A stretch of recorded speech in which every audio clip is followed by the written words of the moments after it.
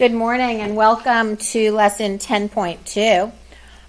Today we're going to talk about, just so you know, representing data by different types of graphs. We're going to talk about dot plots, bar graphs, and histograms. So I want to start off with a few basic definitions, and I just want to go on record as saying that you should know all of the definitions for pop quizzes and the upcoming test, which I believe is May 3rd?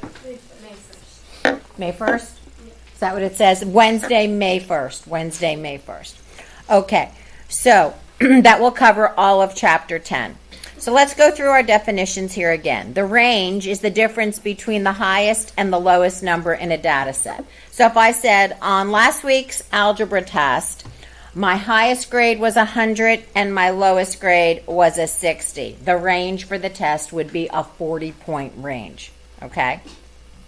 A dot plot is a display that shows the frequency of data on a number line. Just for your benefit, according to which math author we read, a dot plot used to be called a line plot, and some people also still call it a line plot. So let's show you what a dot plot looks like. A dot plot is a display of data that shows the frequency of data on a number line. Okay, so this is called a dot plot, and you see here I also put a line plot. Back in the olden days, instead of putting dots, we put X's to represent the number of times that that piece of data occurred in the set. Okay, this is a dot plot with a scaled number line, and this can be used when the data represents a broad range with very specific values that do not repeat. So if you were doing a medical test and the ranges were between 10 and 19.9, one person fell in that range. 3 people fell in the range with between 20 and 29.9. Okay, the next type of graph that we'll be talking about is called a bar graph. And a bar graph compares categories of data with bars representing the frequencies. Okay, favorite school subject. Wow, look, math won out. Okay, math, science, history, and music. Wow, history was really down there. I bet you if I asked you guys, I'd have a lot more people that liked history than that. Okay, and maybe less people that liked math. So sad. All right, a histogram is a type of bar graph used to display numerical data that have been organized into equal intervals. So that's the difference between a bar graph and a histogram.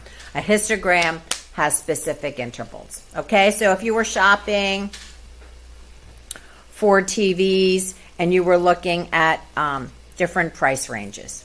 All right, let's get back to our definitions real quick. I just want to make sure I went through everything. A dot plot, bar graph, histogram. All right, here is an example of a dot plot.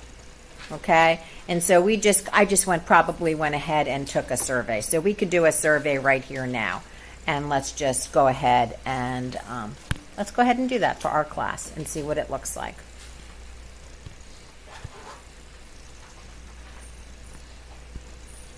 You can only vote once. Okay, so we are missing one person, so we have 16 people here today. So these are your choices. You can only vote one time. History, science, English, math, health, band, choir, or extracurriculars. Okay, which would include your foreign languages and everything. Okay, so how many people, history is your favorite subject?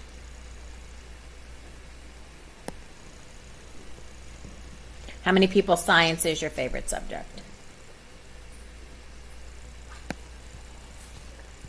How many people, English is your favorite subject? I'm so afraid to ask this one. How many people, math is your favorite subject? 1, 2, 4.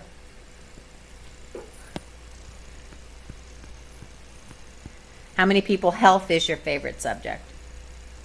How many people, band, choir, or extracurriculars are your favorite subject? 1, 2, 3, 4, 5. Good job, guys. 5 and 4 is 9, 11. We're missing somebody. Who didn't vote? Joseph. No, I didn't count him. 5, and 4 is 9, 11, 13, 15. We have 17. 3 people voted for science? Who were the 3 people that voted for science? I'm so sorry. Ah, there we go. Got it. Do y'all understand then? It's really important that you label all of your graphs. So what would we label this? Yeah, so easy, right? Favorite subjects. I'm sure we could have more fun if we did favorite ice cream or favorite pizza. Yum, pizza. Okay? All right, we can do it this way. In first period, let's see what percentage liked each class. So let's get rid of this.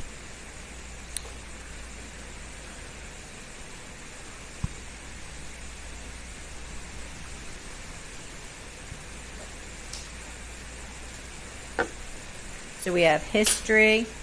We have to add history on. History, science, English, math. So we need to add on history.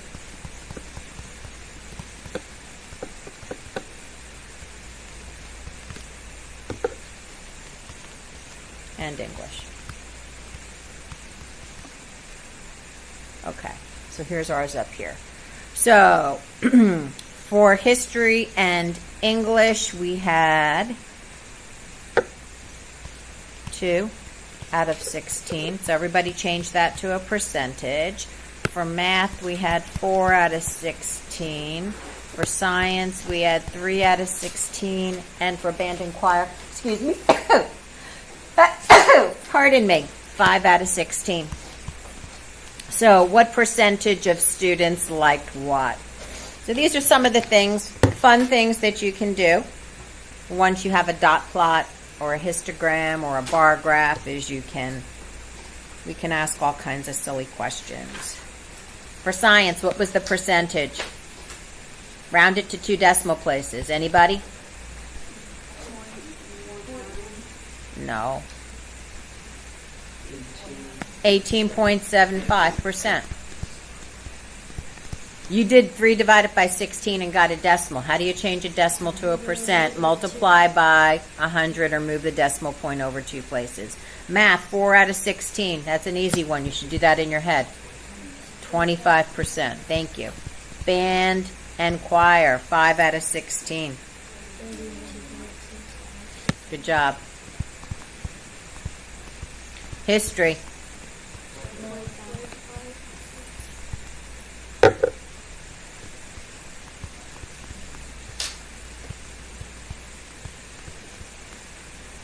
Okay. Now that should add up to 100%. So that's 25 and that's 25. That's 50. Does it add up to 20? Does it add up to 100%? It does. Y'all with me? All right.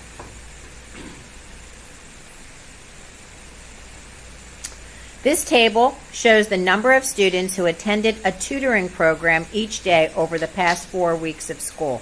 Make a dot plot of the data. So let's just kind of give you an idea of what you would do. Okay, so what you're going to do is you're going to make a number line, and you're going to find the least number, which was 6, and the greatest number, which was 19. And those are our number of students, and we're labeling our graph tutoring. And then you're going to fill it in with dots and use the frequency. Does everyone understand what we're doing there? I'm going to move on. We're going to do these in a little bit, but I want to get through the notes first. Histograms, again, are usually represented to represent continuous data, while bar graphs are used to represent discrete or categorical data. The table at the right shows the times of the finalists competing in the 400-meter race at a recent track meet. Determine whether the data are discrete or continuous, then make an appropriate graph. I'm not so sure. I don't think I'm testing you on if it's discrete or continuous, but I do want you to be able to realize that if it asked you to make a histogram, now this is not just a simple bar graph. A histogram has what? Has intervals. Okay, and remember that time is always plotted on which axis? The x-axis. Very good. And I don't know how many times I wrote, make sure we always label our graphs. So some of your homework this evening is going to come directly from the notes. And so if we look at our homework for tonight, in your notes, the study guide on 10.2, page 11, you're doing number 1. On the study guide 10.2, page 12, you're doing number 1. In the skills practice in your homework packet 10.2, you're doing 1, 2, and 3. And in the practice 10.2, you are doing 1, 2, and 3. So thanks for listening. We're going to get this baby uploaded to YouTube so you can just listen again if you desire.